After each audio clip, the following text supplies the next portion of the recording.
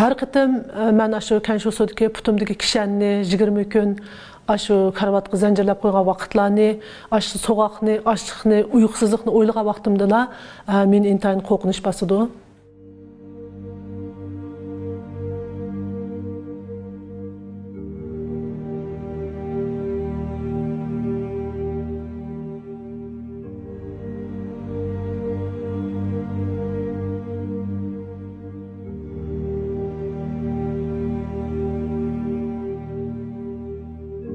Qamoqxonada bizningki sharoitimiz intayin nachar bo'lib, hammamizning putida kishan botdi, tamoqimiz intayin nachar, so'g'aq, ochliq bizni qiynatdi.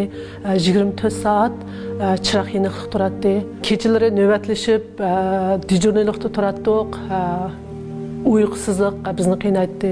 Biz siyosiy jinoyatchilarni sababsizlam karvatqı zanjirlab qo'ygan vaqtda bu bizga bak ig'ir kelgan. Men lagerdagi vaqtimda bir ayolni shu Gobavninki 3 kun akitib, 3 kundan keyin akab qo'ygan vaqtda bu ayolni intayin qattiq urib, akab degan to'q shu chog'da shu ayolninki qo'llari ishib, qizirib ketganligini men ko'rgandim.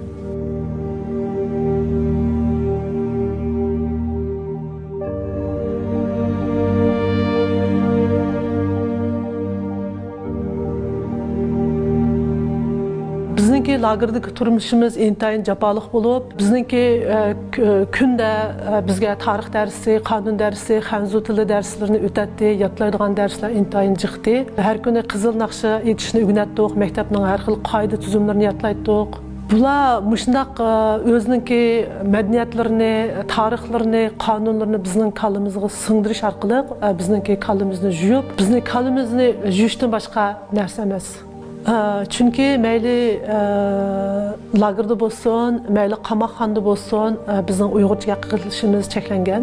Butunlay aş Uyg'urlarniki urf-odatlari, diniy urf-odatlari bilan shug'ullanish cheklangan. Biz lagerdagi vaqtimizda yilda 2 qitim zukamning oldini oldigan deb bizga vaksina urilgan. Shu vaksina olgandan keyin nurg'un ayollarningki odatlari to'xtab ketgan, ular kelgusidan, balliq bo'la olmasligidan ansirashga boshladi. Ben şu vaqtida şu urilgan vaksinalardan azroq gumonlanishga boshladim, biroq hech qanday isbotim yo'qdi.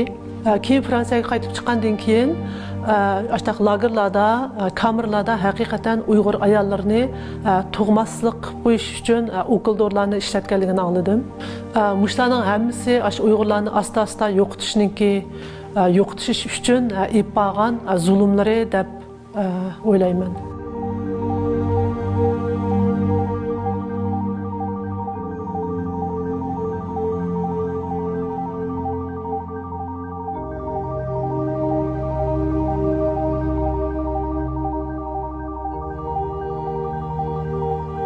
Çünkü biz bu lagerda hammamiz o'zimizni gunohsiz hisoblaydik.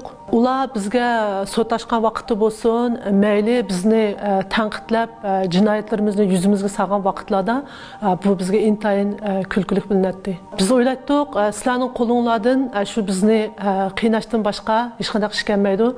Sizlarning qo'linglardan keldigini shu bo'lsa, o'zinglar xohlaganinglarni qilinglar deb biz o'zimiz gunohsiz bo'lgandan keyin bu ishlarni o'zimizga bak ib ketmaydik, ya'ni o'zimizni xo'shal tutadik.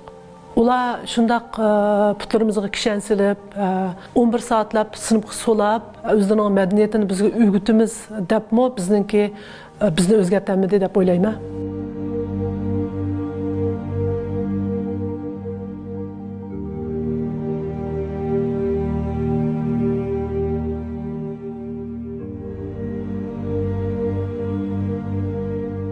Her qitim men aşı Kenşosudaki putumdaki kishanni 20 gün aşı karvatqı zanjirlab qo'ygan vaqtlarni, aşı so'g'aqni, ochliqni, uyqusuzlikni o'ylagan vaqtimda men intayin qo'rqinish bosadi.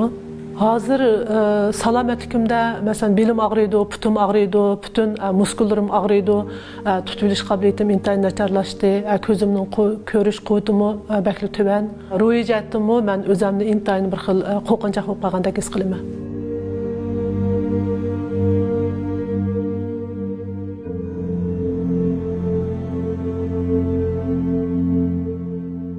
Bugungi kunda meningki mustaq bir guvohlik berishim, vatanda nurg'un Uyg'urlar lagerda yetib chiqdi. ular gerçi qo'yib berilgan bo'lsa-mu, ularningki so'zlash huquqi yo'q. Agar ular shu lagerdagi ishlarni oshkorlab qo'ysa, ularning qayta kirib ketish ehtimolligi bor. Meningki so'zlash huquqim bo'lgandan keyin, menda mushtaq bir fursat bo'lgandan keyin shu lagerda bo'lgan, ko'rgan, anglaganlarimning hammani so'zlashga qaror qildim. Dastlabda men bu kitobni yozgan vaqtimda o'zimningki ismini oshkorlamaslikni qaror qilgan. Chunki vatanda qolib qolgan urug' tuqqanlarimdan ansiraydim. Keyin o'ylab baqsam, bu kitobga o'zimningki haqiqiy beshimdan o'tgan voqealarni yozibdiman, yozdim. Hech qanday bir odamni tilimidim, oshirib etmadim, yolg'onchilik qilmadim. Unda bo'lgandan keyin meningki qo'rqishimning hech qanday hojati yo'q ekan deb o'zimningki ismini oshkorlashni qaror qildim.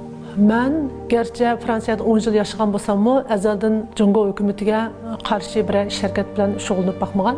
Shundaqdimi Jungo hukumati meni turmaga tashlab 3 yillik erkinligimni nobud qildi.